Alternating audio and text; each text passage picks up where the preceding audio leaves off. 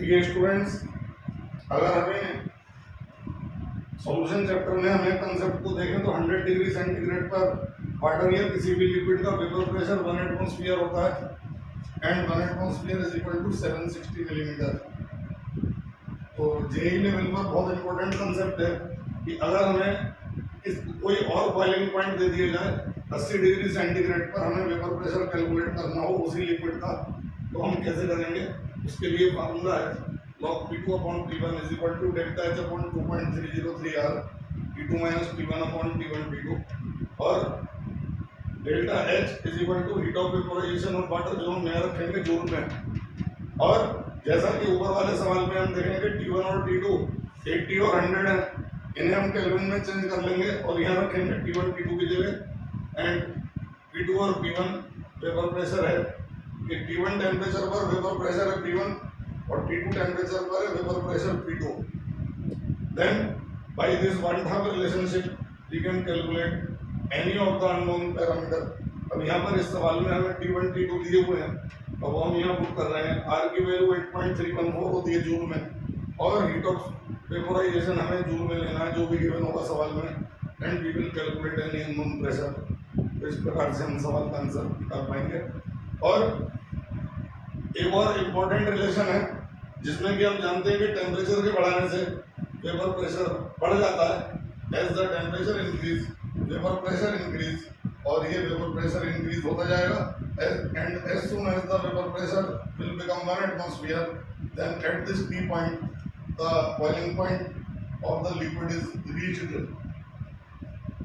Vapor pressure is equal to 1 atmosphere is the condition at the boiling point और इसके बाद temperature और बढ़ाने पर वेपर प्रेशर नहीं बढ़ता।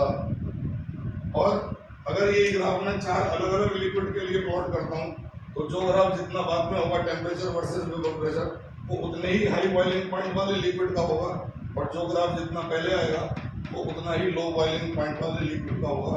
और इसमें हमें Raoult law of non volatile solute भी पढ़ना होता है और वो ये कहता है कि मान लीजिए इस P पॉइंट पर पानी उबल रहा है, let at the point P water is boiling, then the temperature of water will be 100 degrees Celsius and the vapor pressure will be 1 atm. And if any non-volatile solute will be dissolved at this point P, then the vapor pressure will reduce. We will reach from P to Q and the vapor pressure will reduce. Let pure water का vapor pressure P है, substance बोलने के बाद vapor pressure PS हो गया है। Then जो lowering होगी lowering will be equal to P minus PS और इसके बाद रिलेटिव लोअरिंग होगी, इसे ओरिजिनल प्रेशर से डिवाइड कर देंगे। Relative lowering of pressure is equal to P minus PS upon P और इसी जगह पर हमें दूसरा राउट लॉ पढ़ना होता है, Raoult law of non volatile solute. पिछले लेक्चर में हमने राउट लॉ डिस्कस किया था, वो आइडियल सॉल्यूशन का था, लेकिन अब जो राउट लॉ है नॉन वोलेटाइल सॉल्यूट का है। अब ये जो रिलेटिव लोअरिंग है देन अकॉर्डिंग टू द राउट जो ये रिलेटिव लोअरिंग है वही मोल फ्रैक्शन ऑफ सॉल्यूट के बराबर होगा and mole fraction of solute is कितना x upon x plus y.